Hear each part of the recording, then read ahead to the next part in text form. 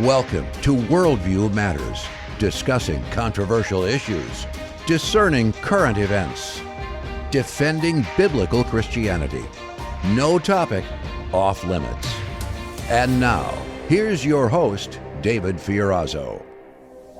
Well, Merry Christmas season, friends. Thank you for watching and listening if you download the podcast places. And the audience is growing. And every now and then our producer sends me the numbers. And I'm going, wow.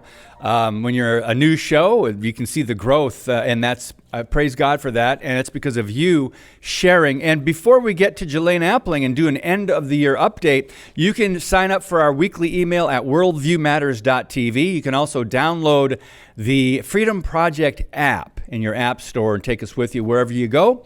I want to thank some friends in Wisconsin, New York, Georgia, Nebraska, California, South Dakota, Minnesota, Virginia, South Carolina, Iowa, New Mexico, who have donated to Worldview Matters. We're doing our fundraiser between now and Christmas. But if your state is not mentioned on there and you're watching or listening and you're able to help us out, please consider a donation. Otherwise, we just appreciate your prayers and sharing. But specifically, God bless you, Brother Elvin from Appleton, Brother John from Hancock, New York, and Brian and Wendy from Freedom, Wisconsin, and Patricia from Atlanta, GA. So Georgia's in the house. Thank you guys so very much. All right, Julaine Appling is here, president of Wisconsin Family Council and Wisconsin Family Action. We're going to do an end of the year update, faith, family, culture, and there's some Supreme Court cases and articles we want to get the latest on from Julaine. So welcome and Merry Christmas, sister. Thanks for coming back on the show. Oh, Merry Christmas to you too, David. It's an honor and a privilege to join you. Glad you're getting more viewership. That's great. Yes, praise God. It's growing like crazy, and I know it's not me, so I know it's the people that are sharing. But in my new book, Assault on the Image of God, one of the chapters is attacks on pro-life pregnancy centers, and then there's attacks on free speech. But I include your story early on in that chapter and what happened in your offices on Mother's Day 2021, about a year and a half ago. And it took them a long time to start the investigation, to actually find anybody, suspects. And so you have an update, and I printed this off at wisconsinfamilyaction.org. That's WI familyaction.org. It's an update on your office's firebombing case. And one person so far has pled guilty. And what's fascinating, Julaine, is they caught him. He was about to jump on a one-way plane to Guatemala, from what I understand. So I want to just get your thoughts and get the update out of your mouth so our listeners can go, okay, because they've been following. A lot of people that watch this show have been following that case and hoping that something like this would happen. So tell us the latest, please. Yeah, sure, David. This has been quite a journey. You know, it was Mother's Day of 2022, May 8th there, that I got the call, and I was at church helping with the brunch, and, you know, hey, you've been attacked. The very clear warning, threat to us on the exterior walls. If abortions aren't safe, then you aren't either. And all of this was in the wake, of course, of the leaked Dobbs decision leading up to the overturning of Roe versus Wade that the Supreme Court eventually handed down. So, we were the first in the country, as far as we know, to be attacked. And we aren't a pregnancy care center, as you know, David. We're a policy group, but we are very available in the city of Madison, and people knew that. So we had this, this conflagration, and it actually was in my personal space in our office suite. So it was very obvious it was mine. I had a desk plate that said mine. It had an executive look to it. So the ATF, the FBI, the local Madison Police Department were all there that day. They took the physical evidence, told me it would be a while. And I want to say this carefully because I want people to understand. I do think that there is corruption at the highest levels of the FBI and probably many other law enforcement agencies in our country. Yep. But as we went through this process, David, I got to tell you that I gained a new respect for the local manifestation of that. Okay, that is very, very important. Yeah. Because we had no cameras. There were no cameras to catch this person. Our building did not have cameras on it. Local area buildings did not have cameras. Interesting. It was very hard to start this. So they took DNA.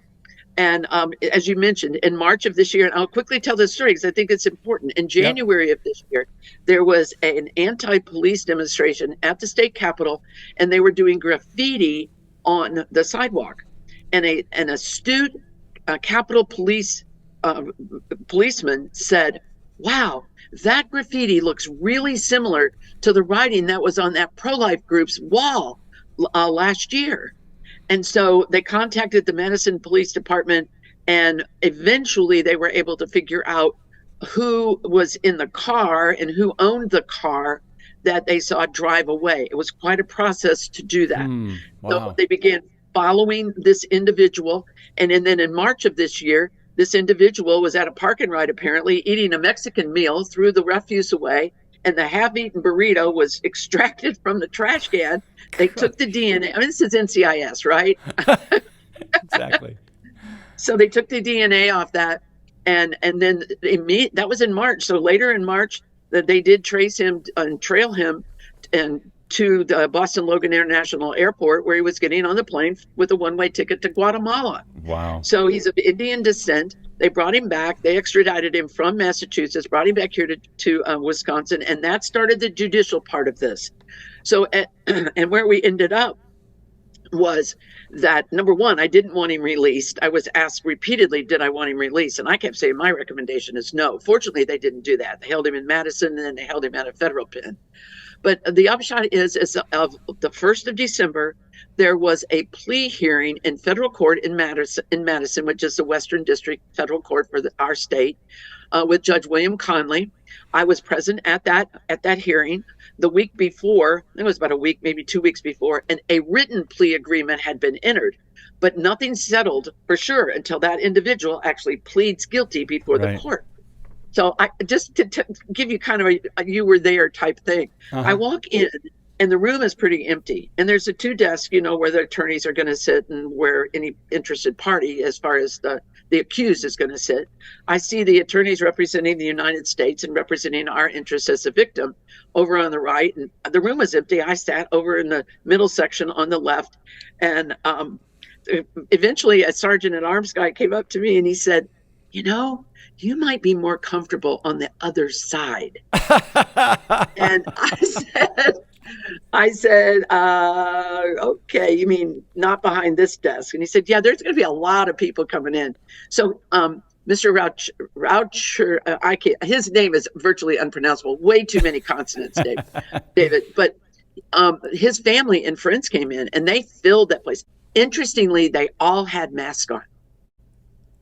What kind of masks? Come on. Well, they had just a regular COVID type mask. So, and this was recently? This was December 1st. Wow. This is Madison, David. This is Madison. They have lost their minds. But anyway, the accused came in and the judge put him through a whole litany of questions that had to be asked. Like, were you coerced? Were you bribed? Were you put pressure? Was there any kind of promise given you if you plead guilty that something will happen? And the upside is he did plead guilty before the court in a recorded statement. He owned up to what he did, and he will be given 5 to 20 years. The judge has discretion, but only discretion within that 5 and 20 years. He could be fined up to $250,000. He could be ordered to pay restitution for the damages. He could be ordered to community service. There's a number of things. So sentencing will be on February 14th. I plan to be there. I plan to make a victim statement. I want the court to hear what this cost us, as not just in dollars and cents, but in all the things that we've had to go through to keep our organization going in the wake of this kind of attack.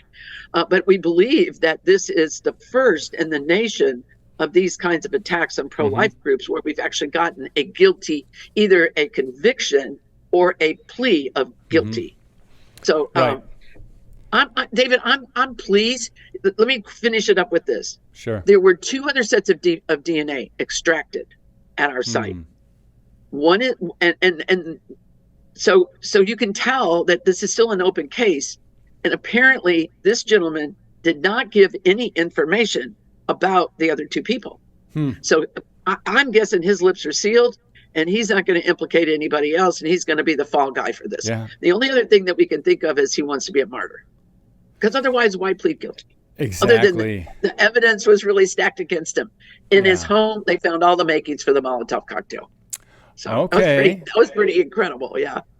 So Redindu was responsible, at least maybe, for putting together the bomb, the firebomb that took out part of your office. And boy, we just can't imagine, most of us, to have an office or a place of employment or a home or anything like that vandalized, firebombed, like what you went through. And then, Julaine, speak briefly about this new threat, really, to pro-life Americans and Christians, that they are willing to threaten your life because they said on graffiti on the outside of your building, if abortions aren't safe, then neither are you, or then you aren't either.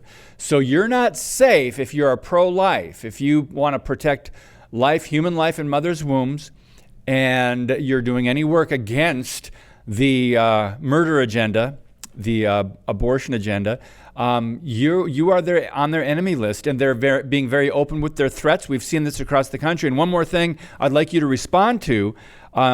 You said yours was possibly the first where there was someone actually arrested. Over in Buffalo, Jim Harden at Compass Care, they had cameras. They had security footage, but it was taken from them, from what I understand. I don't know if you're in touch with Jim. I haven't spoken to him in about 6 months or more. Are you aware of any updates or any other cases where this was a year and a half ago, where a lot of these pro-life pregnancy centers were destroyed, vandalized, firebombed? Go ahead.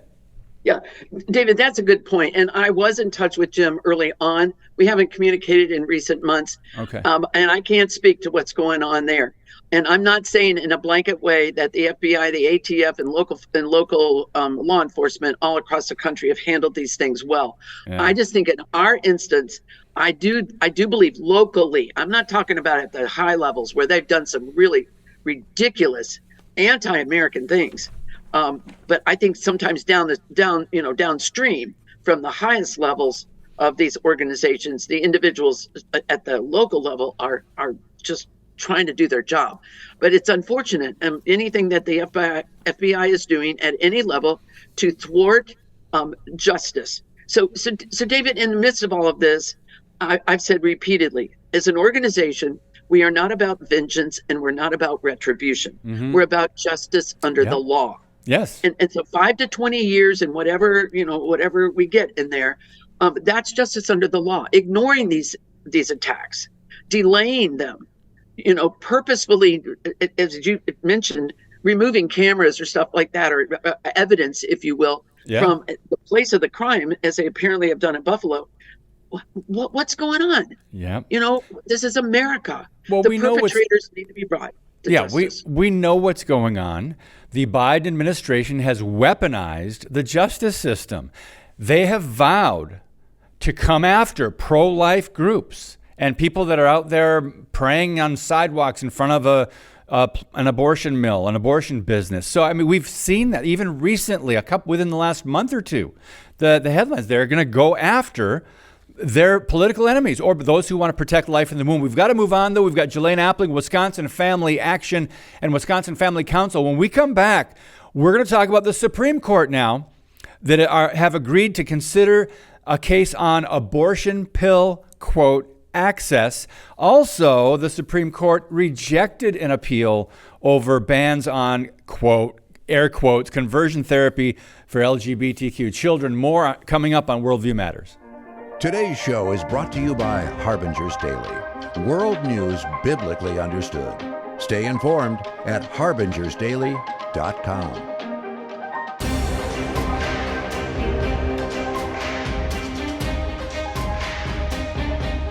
All right, Julaine Appling, our guest. Let's go over to the Supreme Court and talk about this case that's fascinating. And I want to hear your thoughts on the potential repercussions on this. So they decided, the SCOTUS, to consider a case on abortion pill access. And Julaine, I love that word access. We could really talk about what that means. But the case will determine the future of this, one of the drugs, one of the abortion pills, and the first major abortion issue to reach the Supreme Court since Roe v. Wade was overturned. So your thoughts on this right off the top? Okay, so I'm going to peel off from what we were just talking about. The people who want to kill the unborn are relentless. Yeah. Their first reaction to the people who don't agree with them is two things: violence or lawsuits. That's the way they roll. That's how they play. And they found the courts very, very sympathetic to them. Yeah. So one of the things that happened during COVID was a relaxing of some of the restrictions on access to the RU-486. RU-486 is that two-step process that creates a chemical abortion. And what's happening is there are states that are trying to say we need to roll this back because this drug is not safe. And the advocates for abortion, David, are saying, hey, wait a minute, the FDA approved it. But we are seeing more and more and more reports where women are suffering from effects from taking this very, very potent drug. And as I said, it's a two-step process. You take one part of it one day, and then 24 hours you take the next. And by the way, there is a pill you can take between those two if you have regret, to reverse that. But yeah, and that's hidden too. I mean, they want to do everything they can to hide truth and keep women from making wise, informed decisions. Yeah. So what's happening is the Supreme Court actually got the case a little earlier, and they refused to say, okay, we're going to stop this wholesale access to it. And now, as of yesterday, it was yesterday or the day before, I think it was yesterday, they said, no, we are now going to hear this full case. And we're going to determine whether we need to, based on the evidence that's coming in from the FDA and coming in from those of us like us, David, who are saying, no, this is a dangerous pharmaceutical. Not only does it kill the preborn, it also has very, very dangerous effects for women, and they're not fully informed. Now, one of the things, just real quickly to put this in a state context, in Wisconsin, we have a telemed ban, which means in theory, women can't just jump on the internet, find some a pro-abortion doctor, say, yep, I'll give you the RU-486.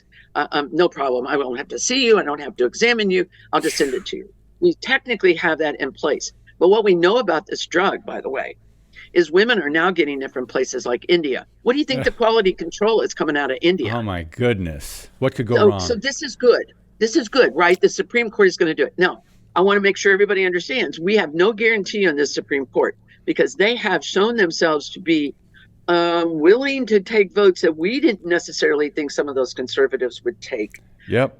This is a test to see, all right, you overturned Roe, but how far are you willing to go on something like a chemical abortion? So David, you talk about access. Does access mean that there is then a constitutional right to access? Because what did the court say about abortion? That the U.S. Constitution does not have a right to abortion in it. But I believe RU-486, as much as it creates an abortion just like a surgical abortion. So let's watch this case. Should be done by the end of end of June next year. So it wraps up, and we'll put this on the screen. I think Jeff already put it up on the screen. This one I have from The Guardian. U.S. Supreme Court agrees to consider abortion pill access. It wraps up by saying, ultimately, regardless of how the Supreme Court rules, its decision will not curtail the thriving underground networks that routinely supply, is it mifepristone? Is that how you say it? Mifepristone?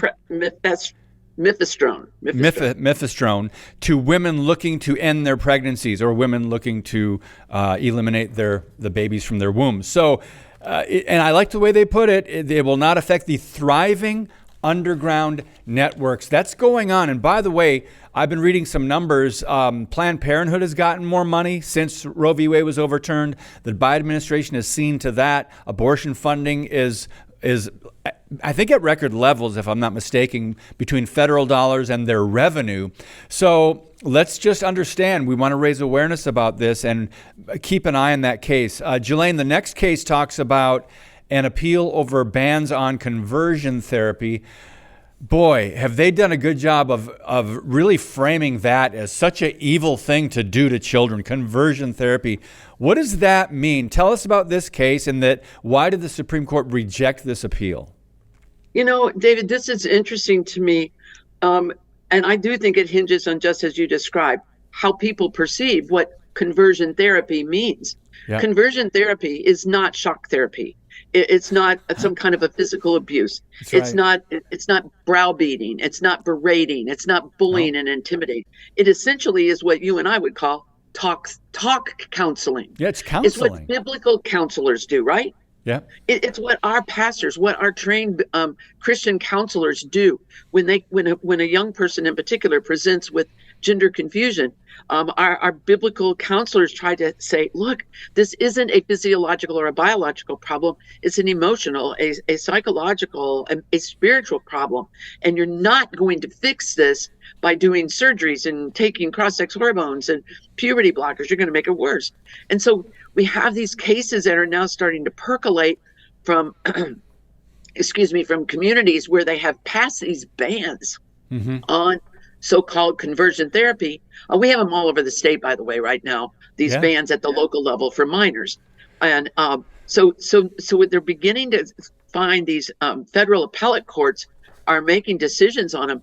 And I don't understand quite why the court said no to this, because there are now competing appellate districts that are different in their opinion. Said yes, the communities have the right to ban it. Another one says no, the community doesn't have a right because it's a religious freedom, a free speech issue.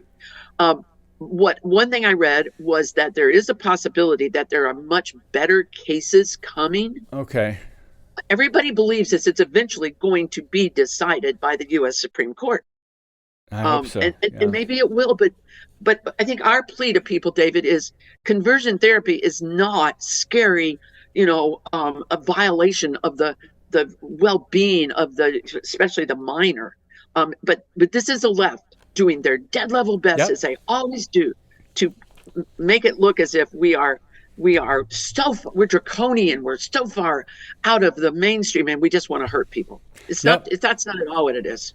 Yeah, and they've changed public opinion through talking points, through propaganda, through just extreme exaggerations. And what we're talking about, friends, is if a young person believes they are gay or lesbian, or let's just say they believe they were born in the wrong body and they think they should, they're attracted to men or attracted to women of the same sex, it means they're saying you better dare not counsel them any other way other than the direction they've already started to go. So let's talk about Washington State, Julaine. Apparently licensed counselors cannot voice anything other than state-approved opinion on minors with, for example, gender dysphoria without facing punishment. So what is state-approved opinion? Yeah, that's whatever the government says you are allowed to tell it. So this is communist policy in America. That's just what this is. When you're banning the truth, what we believe is the truth biblically from the biblical worldview, but you're not able to share a possibility that they might be normal and be attracted to the same sex when they're going down this road. Share your thoughts on that. This is really dangerous. I know that's in Washington. Look, there's a reason I don't live on the West Coast. This is just one. But that is what they're trying to do. They're trying to say that the only people that have the right answers are the people in government, the leftists that get elected to these or appointed to these bureaucracies, are in decision-making positions. That's how all of ours around the state are worded pretty much. David, what they say is at the community level often is you can't do anything other than encourage and help. You can't say anything that is contrary to what this young person wants to do. It's the same thing. It has to be state-approved language. Leftist, liberal, Marxist, call it whatever, humanist, whatever kind of label we want to put on it. It's absolutely wrong. It's an abrogation of freedom of speech, an abrogation of religious freedom, and shame on Washington State, and any other state that has put this in at the state level. We've avoided it here at the state level. There have been bills introduced that would do that, but because of the makeup of our state legislature right now, they're not going anywhere. So these are things that at the community level, at the state level, at the national level, we all need to be paying attention to. Okay, so we're running out of time quickly, and there were a couple other stories we wanted to get to. So we've got one from the Wisconsin Supreme Court, and there's another one. A judge ruled on Wisconsin's pre-Roe abortion law. What one do you want to tackle first, Julaine? Let's just real quickly do the school choice. Okay. There was a lawsuit filed directly with the state Supreme Court, skipped the lower courts completely last month, saying that the school choice program, our voucher program, which is wildly successful, especially for lower income families to give their kids the best education, is unconstitutional. Here's the reason, David, because it's taking money from the public schools. So it's all about money. It's not, that's really what it's all about. And so what's significant here is that yesterday, our state Supreme Court, now liberal, now leaning liberal 4-3, said, nope, not going to take it directly. If you want to do this, you got to go start down at the lowest court and work your way up. So for right now, at least, our school choice program is safe here in Wisconsin. Okay, well, that is good news. And like I said, they're going to be working on it. They never stop. Now they just have to go to the lower courts. So what about the judge that ruled on the pre-abortion law in Dane County? Well, she's had this case since 4 days after Roe versus Wade was overturned in 2022.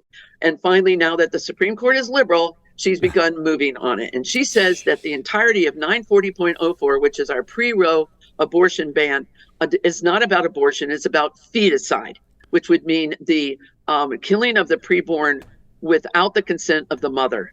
No, that statute is labeled abortion. It applies to abortion as we know it. Meaning consensual abortion, where the mother goes in and intentionally says, I want an abortion. I don't want to carry this child.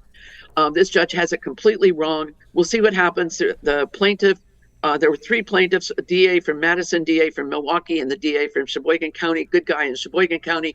And he says, I'm going to appeal. So that's encouraging. We'll just see how it goes.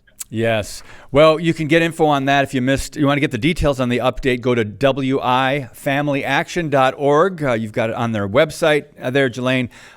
Boy, it went by fast. Thank you again so very much. I know people can also make end-of-year donations to Wisconsin Family Council or Wisconsin Family Action. God bless you. Have a Merry Christmas. Lord willing, we'll talk to you in the new year early.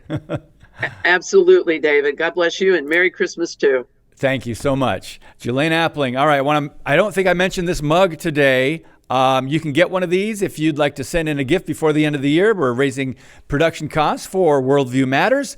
Worldview Matters on one side, and on the other side is my tagline, which I'll say in just a minute. But anything over a $200 donation, and I know that's a lot for many people, so we don't expect everybody to jump and give money, but if you're able to, we would love to have you and just send this thank you to you. I know you don't give to get, because it is the season of giving. And also $25 a month will also get you that mug. So thank you again so very much, not just for your prayer support, but for sharing this show and getting the truth out there. We are so blessed by you guys. So as always, God bless you, Merry Christmas, and keep speaking the truth about things that matter.